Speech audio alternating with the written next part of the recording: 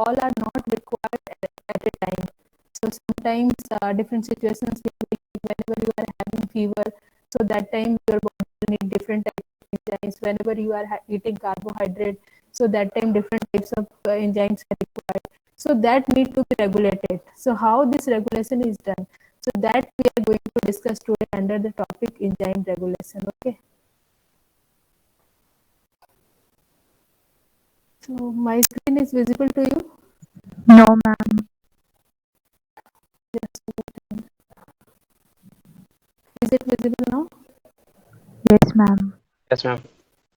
Okay.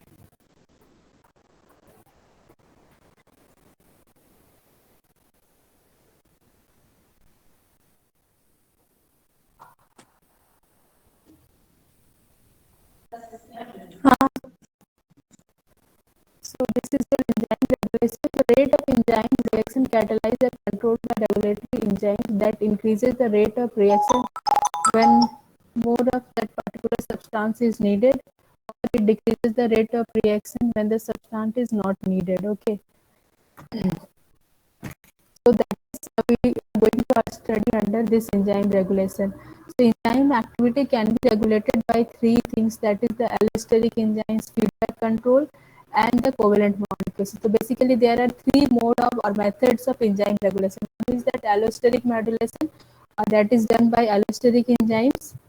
Other one is that feedback control, and last one is the covalent modification.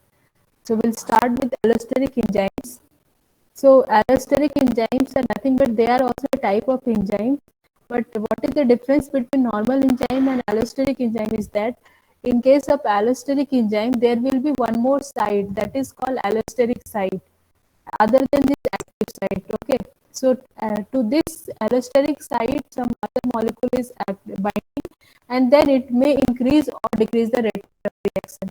So this type of reaction we call it as a allosteric modulation or allosteric regulation. So what is difference between normal enzyme and allosteric enzyme is that in case of normal enzyme, only one site is there that we call it as an active site where substrate is binding.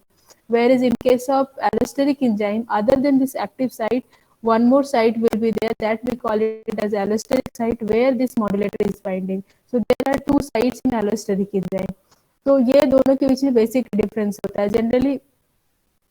जब मैं पूछती हूँ what are allosteric enzyme तो जैसे बहुत लोग इस तरह से रिप्लाई करते हैं these are the enzymes which regulate the इस तरह से, तो वो नहीं कहना, that is the type of regulation allosteric modulation. But जब भी क्वेश्चन पूछा जाता है व्हाट आर एलोस्टेरिक एंजाइम तो आपको ऐसे ही रिप्लाई करना है कि allosteric are enzymes are like other enzymes only, but difference between normal and this enzyme is that इसमें एक और साइट होता है जिसको कि हम एलोस्टेरिक साइट कहते हैं, या फिर आप ऐसे बोल सकते हैं enzymes having allosteric site are called allosteric enzyme. और इस एलोस्टेरिक साइट से क्या होता है कि आपका मॉड्यूलेटर बाइंड करता है. तो it positive regulation, positive regulation कब होगा जब मॉड्यूलेटर बाइंड करेगा और उसकी एक्टिविटी को बढ़ा देता है. और नेगेटिव रेगुलेशन के क्या केस में क्या होगा कि वो मॉड्यूलेटर उससे बाइंड करेगा और उसकी एक्टिविटी को घटा देगा. इट कैन बी पॉजिटिव और नेगेटिव रेगुलेशन. अब जब हम देखते हैं ये एलोस्टेरिक एंजाइम की काइनेटिक्स की बात करते हैं, नॉर्मल एंजाइम, इसमें से नॉर्मल एंजाइम का ग्राफ कौन सा है, ब्लू वन और red one?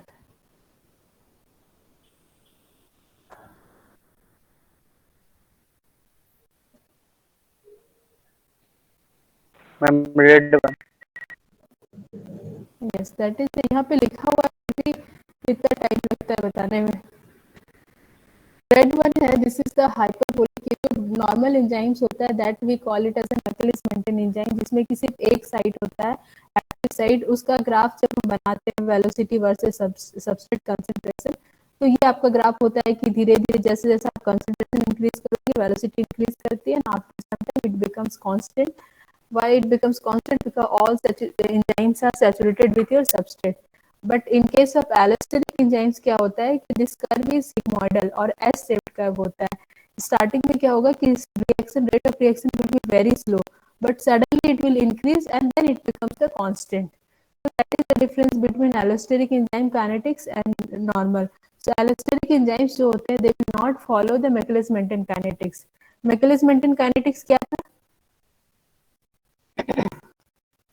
What was the equation for Michaelis-Menten kinetics?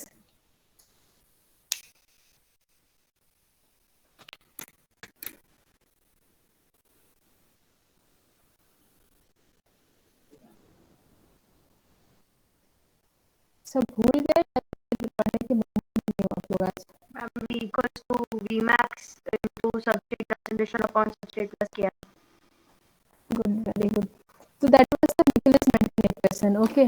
But जो सारे एंजाइम्स होते हैं आपके वो उसको फॉलो नहीं करते हैं। कुछ ही एंजाइम्स होते हैं, कुछ एंजाइम्स होते हैं मोस्टली दे फॉलो, बट जो एलोस्टेरिक एंजाइम होते हैं वो उसको फॉलो नहीं करते।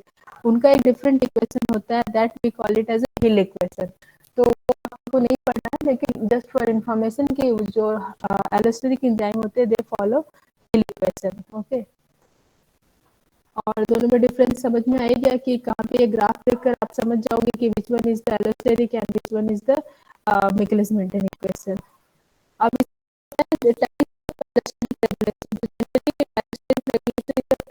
होमोट्रॉपिक and heterotropic. Allosteric regulation substrate only act as a modulator. अभी हमने देखा क्या है कि there are two site, one is for active site and one for allosteric site.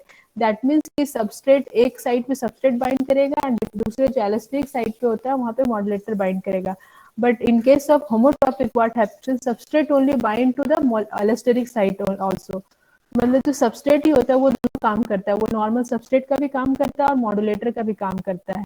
तो that's why we call it this type of regulation as a homotropic. Homo से समझ में आ रहा है कि होमो मतलब दोनों सेम होता है, ट्रॉपिक तो यहाँ पे इसके लिए यूज कर रेगुलेशन के लिए यूज कर रहे हैं। दूसरा टाइप होता है that is the heterotrophic. Heterotrophic में क्या होता है कि इसमें सबस्ट्रेट डिफरेंट होता है और मॉड्यूलेटर डिफरेंट होता है। तो दैट मॉड्यूलेटर जो होता है, और एक और इम्पॉर्टेंट बात है कि होमोट्रॉपिक जो होता है generally this is the activator type, क्योंकि सबस्ट्रेट ही आपका जो एलोस्टेरिक मॉड्यूलेटर का काम कर रहा है, तो generally it is the activation type, activate करता है। But in case of heterotropic it can be activator और it may be inhibitor type of, okay. तो नेगेटिव और पॉजिटिव दोनों हो सकता है, but in case of homotropic mostly it is positive type of regulation only. So is it clear allosteric enzymes and its different regulation? Yes, ma'am. Okay. So next is your covalent modification. तो covalent modification as the term indicates covalent modification. तो यहाँ पे क्या होता है, direct covalent bond involve होता है।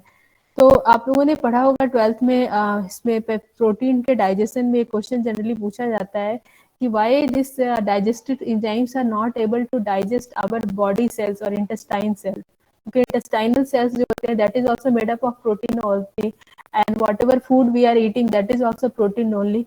Then why it is not able to digest our body or intestinal lining, but it can digest your food?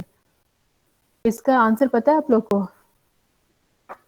कि हमारे बॉडी में एंजाइम्स रहते हैं पर वो हमारे बॉडी के सेल को क्यों नहीं डाइजेस्ट करते? हमारा बॉडी भी प्रोटीन का बना हुआ है और पेप्सिन आपके बॉडी में जो खाना खाते हैं वो भी होता है, तो पेप्सिन क्यों केवल फूड को डाइजेस्ट करता है, हमारे बॉडी सेल्स को डाइजेस्ट नहीं करता है?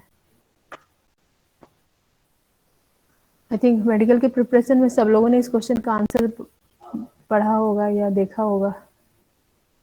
Because of mucus lining on the epithelium, mucus coating. Okay, one reason is mucus coating and और भी कुछ बताओ और क्या हो सकता है? मैम प्रोटीन्स इनएक्टिवेटेड फॉर्म में रहते हैं उधर। प्रोटीन और मैम इनएक्टिवेट, पीएच पे एक्टिवेट होता है। मैम पीएच पे मैम एक प्रॉपर पीएच पे एक्टिवेट होता है। ओके। और प्रोटीन इनएक्टिवेटेड होते हैं या एंजाइम्स इनएक्टिवेट रहते हैं? एंजाइम्स। एंजाइम्स। एंजाइम्स जो कि जाइमोजेन या प्रो एंजाइम्स आपने एक टर्म पढ़ा होगा। तो उस केस में क्या होता है कि हमारे बॉडी में आपने देखा होगा कि केमोट्रिप्सिनोजेन होता है, that is the inactive form and that is converted into chymotrypsin, या पेप्सिनोजेन होता है जो कि कन्वर्ट होकर पेप्सिन होता है। तो ये जो जाइमोजेन टर्म यूज करते हैं that is used for inactive form of any enzyme which can be later activated जब जरूरत हो। तो एक्सक्यूज मी, होता क्या है कि जनरली हमारे बॉडी में स्पेशली जो कोवेलेंट टाइप ऑफ मॉडिफिकेशन जिस एंजाइम्स में होता है that will be present in the zymogen form or inactive form which also we call it as a proenzyme form. तो जैसे कि आप यहाँ पे देख रहे हो ये केमोट्राइप्सिनोजेन जो होता है इनएक्टिव फॉर्म में, यहाँ पे सल्फर डाइसल्फाइड बॉन्ड रहते हैं, इसमें डाइपेप्टाइड से कनेक्टेड होते हैं, ओके। आप यहाँ देख रहे हो कि एक यहाँ पे है और यहाँ पे एक पेप्टाइड है। एक्टिवेट करना होता है तो क्या करते हैं, इसको रिमूव कर देते हैं। जब ये रिमूव होता है then it is the active form, trypsin हो जाता है। तो यहाँ पे क्या है कि डायरेक्टली कोवेलेंट बॉन्ड को ब्रेक किया जा रहा है या फॉर्म किया जा रहा है। So that's why this type of modification we call it as a covalent modification. इसका और भी एग्जांपल है, जैसे कि एटीपी आपने देखा होगा कि फॉस्फोराइलेशन हो जाता है कुछ एंजाइम्स में, जब वो एक्टिविटी, जैसे ये आपका काइनेज एंजाइम होता है, इसकी एक्टिविटी के लिए उसको एटीपी चाहिए होता है, तो that is directly not required for this enzyme, but होता क्या है कि ये इनएक्टिव फॉर्म होता है, बट जब इसमें हम एटीपी ऐड कर देते हैं, मतलब फास्फोरस ऐड करते हैं, that enzymes become the active enzyme. So again here what is there, that there is a covalent bond between the enzyme and the phosphorus. So that's why this type of modification is called covalent bond modification. मतलब direct covalent bond formation होता है, breakage होता है. अब phosphorus होता है, ये enzyme जो इसमें phosphorus लगा होता है, that time it is inactive form, but ये phosphatase इस phosphorus को हटाकर यहाँ पे एक्टिव कर देता है. तो यहाँ पे क्या है, डायरेक्ट कोवेलेंट बॉन्ड का ब्रेकेज हो रहा है. So all this type of reactions where enzyme is inactive, but due to covalent bond formation or breakage, it becomes active, comes under the covalent modification. Is it clear?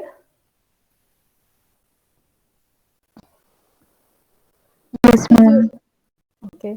Next here is your feedback control. तो feedback word का मतलब क्या होता है? Feedback तो आजकल बहुत सुना होगा आपने. फीडबैक क्या होता है? कुरियर वाले आते हैं तो वो बोलकर जाते हैं कि मैडम ये सर हमारा फीडबैक दे देना. रिस्पॉन्स.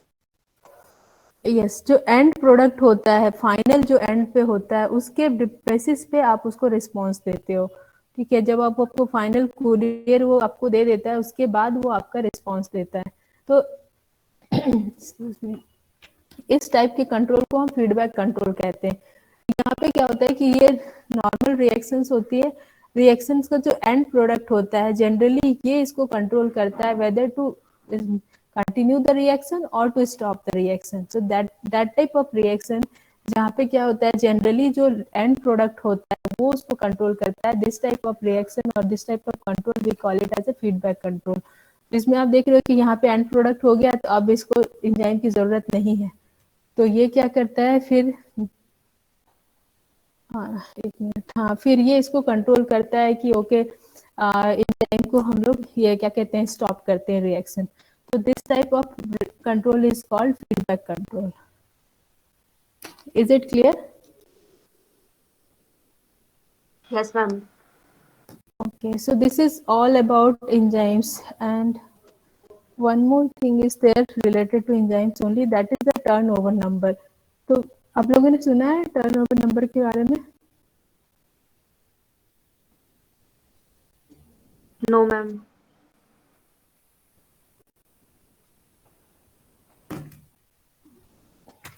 टर्नओवर नंबर क्या होता है कि एंजाइम की एक्टिविटी को एक्सप्लेन करने के लिए, ऐसे बिजनेस में आपने सुना होगा या फिर डे टू डे लाइफ में जो बात करते हैं, बिजनेस की बात करते हैं. एक मिनट,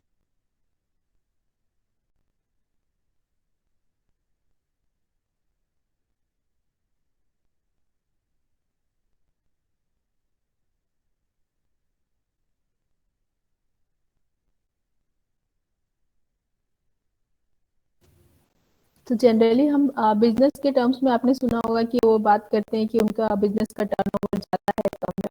तो टर्नओवर जनरली होता है ना कि पर यूनिट के टर्म में कितना आया और कितना गया उसके बात करते हैं. तो सेम चीज़ यहाँ पे क्या होता है कि number of substrate molecule converted to product in a given unit of time on a single enzyme, that is called as a turnover. मतलब क्या, एक पर्टिकुलर टाइम पे, पर यूनिट टाइम पे एक सिंगल एंजाइम कितने सबस्ट्रेट को product में convert करता है, that we call it a turnover number, and it is represented by K cat.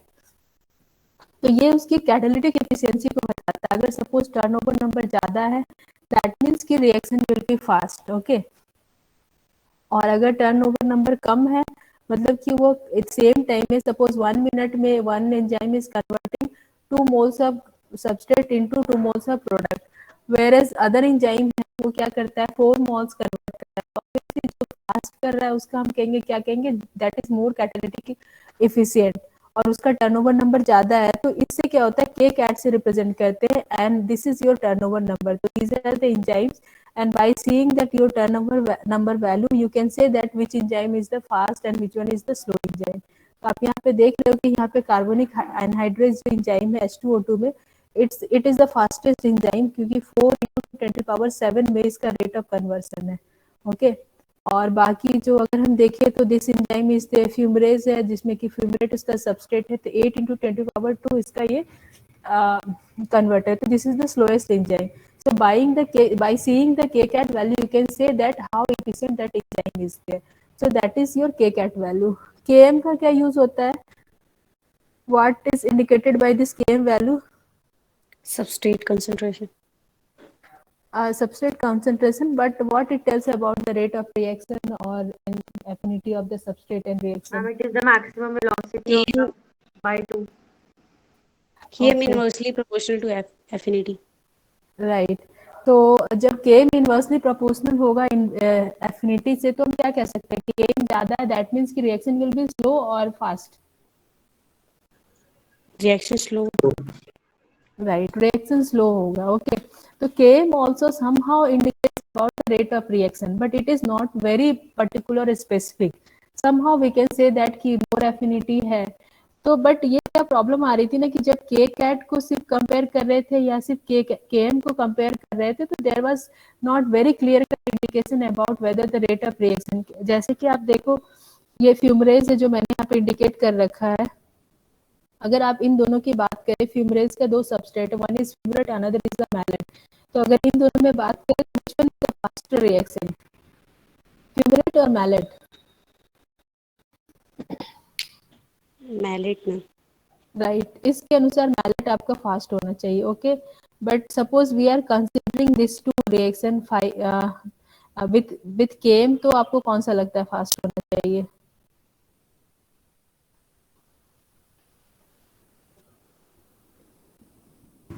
Mallet. Mallet इसमें भी मैलेट आपको रहा है. लेकिन जब हम एक और इन दोनों के बाद क्या हुआ कि बट ये क्लियर कट इंडिकेशन नहीं दे रहा था तो फिर लोगों ने क्या कि एक और कांस्टेंट डिस्कवर किया that is called specificity constant के कैट बाय के एम. बट जब इन दोनों के रेशियो को हम देख रहे हैं तो दिस इज 1.6 × 10⁸ और यहाँ 3.6 × 10⁷. तो this gives a clear cut indication कि आपका जो फ्यूमरेट है that is the faster compare to malate. Okay ये अपेरेंटली इसको देखकर लग रहा है कि ये फास्ट होना चाहिए और इसके अनुसार आपका ये फास्ट होना चाहिए. इसमें आपको फ्यूमरेट फास्ट होगा क्योंकि इसकी वैल्यू कम है ना. Which one is less 5 × 10⁻⁶ और 2.5 × 10⁻⁵? कौन कम होगा इसमें से? यस तो इसके अनुसार अगर आप केम देखोगे तो आपका फ्यूमरेट फास्ट होना चाहिए बट अगर आप के कैट देख रहे हो तो आपको मैलेट फास्ट होना चाहिए. तो ये क्या था ये कंफ्यूजन क्रिएट कर रहा था. तो that's why to solve this confusion they have discovered one more constant that is called k cat by km. so that is nothing but ratio between k cat and km और इस ratio से जो finally आता है then इसके we can say that 1 point और इसलिए क्या है this is direct proportional higher this constant faster will be the rate of reaction. तो यहाँ पे क्लियर इंडिकेशन दे रहा है 1.6 × 10⁸ that this reaction will be faster compared to malate reaction. Okay तो ये आपका इस पे कुछ न्यूमेरिकल क्वेश्चन सोच सकते हैं जैसे कि एक क्वेश्चन है आपका यहाँ पे अब इस एंजाइम रिएक्शन से देखते हैं आप बताओ कि कौन सा रिएक्शन फास्टेस्ट होगा.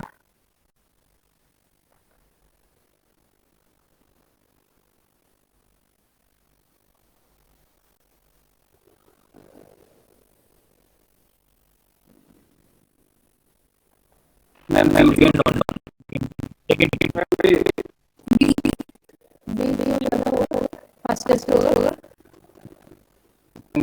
ये कैट बाय होता है. राइट तो इस टाइप के क्वेश्चंस आपके ऑब्जेक्टिव क्वेश्चंस में हो सकते हैं. हर मीडिया एग्जाम में भी या जब आप कॉम्पिटिटिव एग्जाम्स के लिए प्रिपेयर करते हो लाइक क्या है और गेट वगैरह प्रश्न चल रहा है तो उसमें इस टाइप के क्वेश्चन बहुत पहुंचे जाते हैं. तो ये आप आपको ध्यान में रखना है. ठीक है so this is all about your enzyme. So enzyme में कोई डाउट आप लोगों को? Excuse me, ma'am. Yes I was very excited for the technique once again. Why there is a lag phase in the okay sorry I आपको explain that.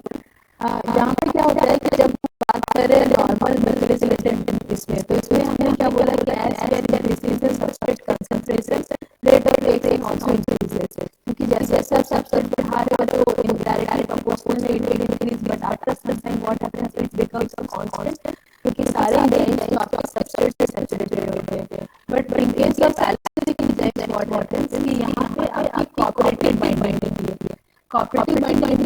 ये आप आपको और explain करने के लिए ये यहाँ पे सपोज इसका दो मॉडल दिया गया है। One model is called cooperative binding model, ये कंसंट्रेटेड मॉडल, और अदर सीक्वेंशियल मॉडल। तो इसमें क्या होता है, जब एक इसके साथ बाइंड करता है, suppose one ligand binding with this one, this will help the binding of second ligand, third, fourth, इस तरह से। तो कोऑपरेटिव होता है, एक कैसे बाइंड करता है वो उसके ऐसा चेंज कर देता है, इंटरेक्शन कर देता है कि और भी उसके मॉलिक्यूल्स में बाइंड कर जाते हैं। तो दैट्स द रीजन क्या होता है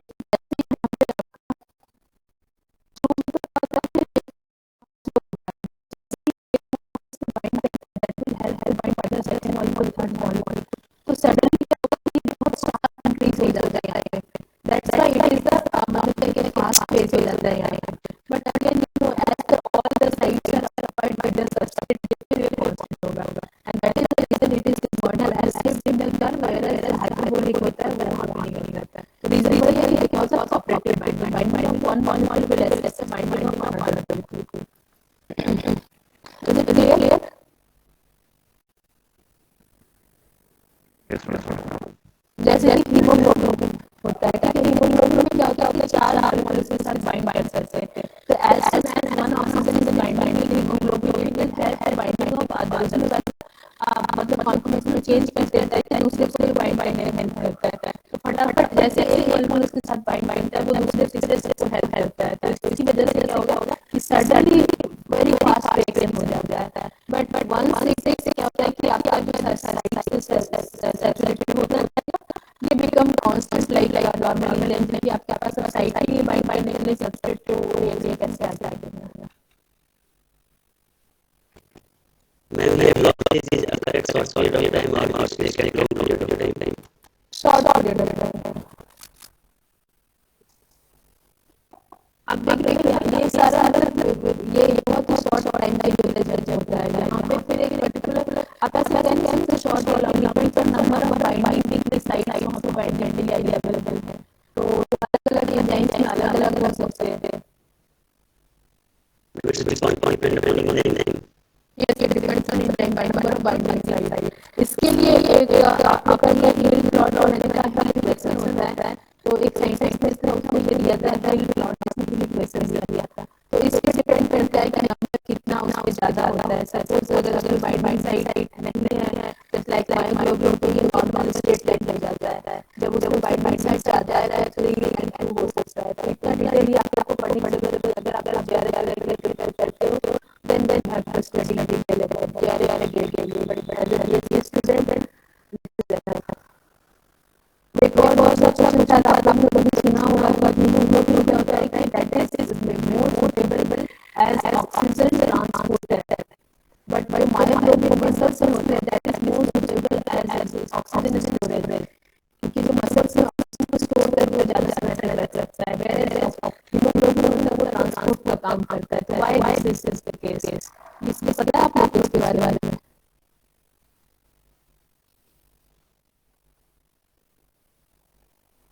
कभी आई थिंक मेडिकल प्रिपरेशन से लेके आप लोगों ने पढ़ा होगा कि क्यों ऐसा होता है कि वो क्वेश्चन रहता है इस तरह कि haemoglobin is more suitable as oxygen transporter और ऑक्सीजन स्टोरेज। मैम बाइक के वो तो आप स्ट्रक्चर की बात कर रहे हैं, लेकिन इसका जो मेन रीजन होता है that is because of this only कि आपका मायोग्लोबिन में सिंगल बाइंडिंग साइट होता है तो वो नॉर्मल इट बिहेव मतलब क्या होता है कि उसका ये इसको जैसे हम केएल यहाँ पे एक्सप्लेन करते थे जब हम इसकी बात कर रहे थे यहाँ पे केडी ग्राम होता है। तो ये मायोग्लोबिन होता है उसका केडी बहुत ही कम होता है, मतलब बहुत कम कंसंट्रेशन ऑफ ऑक्सीजन में क्या होगा कि सैचुरेटेड हो जाता है, वेयर ऑक्सीजन इसका केडी ज़्यादा होता है। तो it means more molecule of oxygen. तो इसका केडी ज़्यादा होने की वजह से क्या होगा कि जैसे ही थोड़ा सा ऑक्सीजन को बाइंड करने के साथ साथ लगता है it is not releasing oxygen easily. जब बहुत लो कंसंट्रेशन ऑफ ऑक्सीजन हमारे बॉडी में हो जाता है then when it releases oxygen, क्योंकि as transporter what you need it should accept oxygen from lungs and it should release oxygen in your body cells. Otherwise अगर body cell में जाकर release नहीं करेगा then there is no oxygen transport. तो haemoglobin में क्या क्या characteristic उसका केडी होता है वो ज़्यादा होने की वजह से लाइक केएल ज़्यादा नथिंग कम होगा तो वो लंग्स में तो वहाँ पे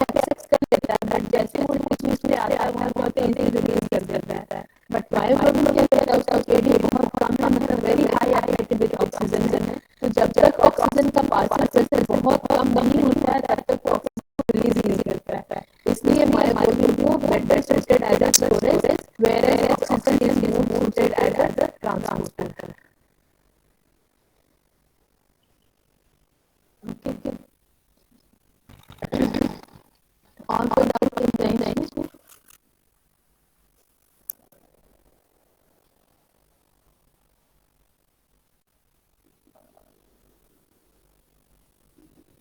तो फिर ये चैप्टर ये कंप्लीट करें हम लोग।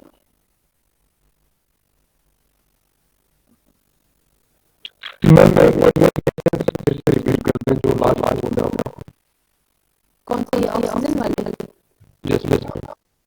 जैसे जैसे कि हम लोग नॉर्मल इंजन की बात करते हैं कि ज्यादा है दैट की मोर है। ओके सॉरी क्या कह रहे हैं, ज्यादा है दैट की सबस्ट्रेट का उसकी एफिनिटी कम हो गई है। तो यहाँ पे जब हम एलोस्टेरिक एंजाइम की बात कर रहे हैं तो वहाँ पे KD कम होता है, that is called dissociation constant. वो कैसे डिसोसिएट करता है, और यहाँ पे भी जो हम लोग ग्राफ बना रहे हैं इसमें क्या होता है कि पार्शियल सबस्ट्रेट कंसंट्रेशन की बात कर रहे हैं। यहाँ पे ऑक्सीजन आपका सबस्ट्रेट होता है, इसके प्रेशर की बात कर रहे हैं। आप ये देखो यहाँ पे क्या होता है कि मायोग्लोबिन के केस में वेरी लो कंसंट्रेशन में ऑक्सीजन से क्या होगा, ये सैचुरेटेड हो जाता है। ये मायोग्लोबिन का पैटर्न है। यहाँ पे बहुत कम है, लाइक 0.1 या 0.23 जैसे कंसंट्रेशन होगा, वहाँ पे ये क्या कर रहा है कि आपका सबस्ट्रेट के साथ वो सैचुरेटेड हो जाता है। तो जब तक बॉडी में ऑक्सीजन का प्रेशर बहुत लो नहीं हो, मतलब 0.1 के आसपास एकदम से यहाँ बहुत कम नहीं होगा तब तक वो उसको रिलीज नहीं करता, मतलब सेंसर यूज करने के लिए रिलीज करता है। लेकिन हीमोग्लोबिन केस में क्या होता है, इसका KD ज्यादा होता है, यहाँ पे मतलब पहुंचने के बाद ये चीज होता है। तो इसमें क्या होगा, ऑक्सीजन का प्रेशर ज्यादा है, मतलब कि जैसे कि हमारे लंग्स में जब होता है तो वहाँ पे क्या होगा कि ऑक्सीजन को पकड़ के रखे रहता है। लेकिन टिश्यूज में जहाँ पे ऑक्सीजन का प्रेशर कम होता है वहाँ पे वो रिलीज कर देता है इजीली। तो ये दोनों प्रेशर है, इजीली उसको एक्सेप्ट भी करता है और इजीली रिलीज भी करता है। इसलिए ऑक्सीजन का कैरियर और ट्रांसपोर्टर का काम हीमोग्लोबिन के पास है, जो कि इजीली एक्सेप्ट करे और इजीली रिलीज करे। लेकिन मायोग्लोबिन क्या करता है, उसको पकड़ के रखे रहता है, जब तक बहुत लो प्रेशर नहीं होता तब उसको रिलीज नहीं करता है वो। इसलिए जब आप बहुत विग्रेस एक्सरसाइज कर रहे हो या हिल पे लोग जाते हैं जहाँ पे ऑक्सीजन का प्रेशर बहुत कम होता है, वहाँ पे क्या होता है कि मसल से मायोग्लोबिन होते हैं जो ऑक्सीजन स्टोर करके रखे रहते हैं, वो उसको रिलीज करके बॉडी को यूज करने देते हैं। तो दैट्स द रीजन कि myoglobin is more suited as storage और haemoglobin is more suited as a transporter. Okay, तो ये चैप्टर यही कंप्लीट हम लोग मानते हैं। नेक्स्ट आपका चैप्टर है चैप्टर, तो टाइम भी ऑलमोस्ट हो गया, 10:30 तक की क्लास होती है ना।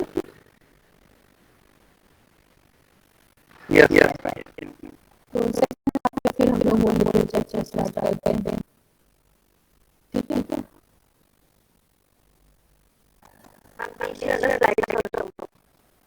ओके, आई थिंक एग्जाम की स्लाइड मैंने शेयर किया था तुमसे पहले, मिनट के पहले तो फिर हम सेकंड हाफ में डिस्कस करते हैं। ओके, जो